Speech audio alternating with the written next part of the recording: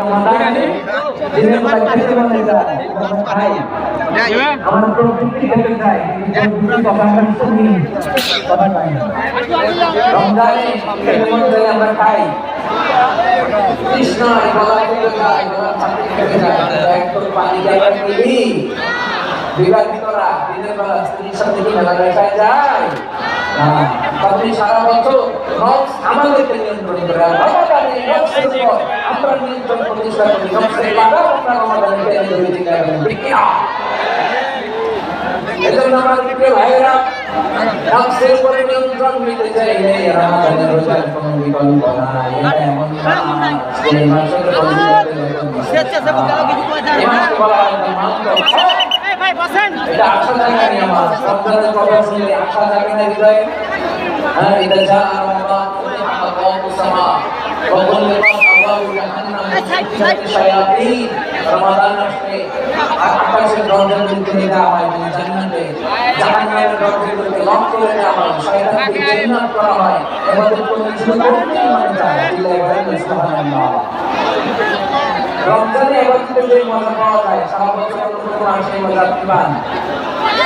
আমার কাছে আমার বন্ধু ভাই আওয়াজ করে বলেন রমজানে এবাদতের যে মজা কোনো আসে পান কারণ রমজানে ইবাদত করলে সওয়াব বেশি ইবাদতের একটা পরিবেশ থাকে ঠিক না বলেন অন্য মাসে ইবাদত করলে সওয়াব পাওয়া যায় জান্নাতি থাকে রমজানে ইবাদত করলে সওয়াব বাড়তে থাকে জান্নাতি থাকে সুবহানাল্লাহ বলেন না অন্য মাসে সওয়াব বাড়ে জান্নাতি থাকে রমজানে ইবাদত করলে সওয়াব বাড়ে কিভাবে জান্নাতি থাকে ভালো দেখেন রমজানে একটা নফল করলে ফরজের সমান সওয়াব একটা ফরজ করলে 70 থেকে 700 গুণ সওয়াব রমজানে উমরা করলে হজের সমান সওয়াব সুবহানাল্লাহ তো হয় আশা জায়গা নিয়ে ইমাম সম্পর্কে খুব সুন্দর আশা হবে রমজান যেমনি রমজান তো আশা জায়গা নিয়ে মানুষ সেম টাইম এই রমজান হচ্ছে মান্থ অফ ওয়ার্নিং একটা ওয়ার্নিং আমার নবী যেমনি আশা জায়গাইছে আবার ওয়ার্নিং দিয়ে গেছে খবরদার ওয়ার্নিংটা কেমন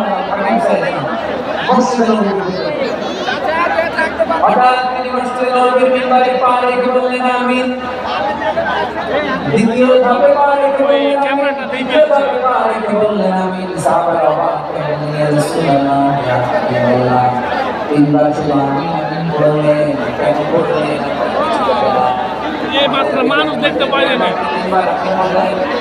রাহমাতুল লিল আলামিন আল্লাহর হাবিব বললেন ও আমার প্রিয় সাহাবীরা আমি যখন মসজিদে নববীর মিম্বারে প্রথমবার ব্যবহার দেখেছি সাইয়েদনা জিবরিল এসে আমাকে বলেছে ও নবী আপনার নাম শুনে যে প্রার্থনা করে না আমি বলেছি কিভাবে বারাকাত করেছে জিবরিল বললেন ইয়া রাসূলুল্লাহ মাতা পিতাকে বাধ্যক অবস্থায় পেয়ে তাদের সেবা করে তাদের সাথে সদাচরণ করে যে সন্তান জান্নাত পাওয়াতে পারবে না তার জন্য ধ্বংস বলেন আমি বলেছি আবার মিম্বারে তৃতীয় ধাপে যে যখনই আমি ঈমান আনলাম সাইয়েদনা জিবরাইল বললেন নবী রমজান মাস পাওয়ার পরে এই মাসে ইবাদত করে যে ব্যক্তি নিজের গুনাহ মাফ করাতে পারবে না তার জন্য ধ্বংস আপনি আওয়াজ করে বলেন আমিন কত বড় ধমক কত বড় ওয়ার্নিং দিয়েছেন যে রমাদান পেয়েছে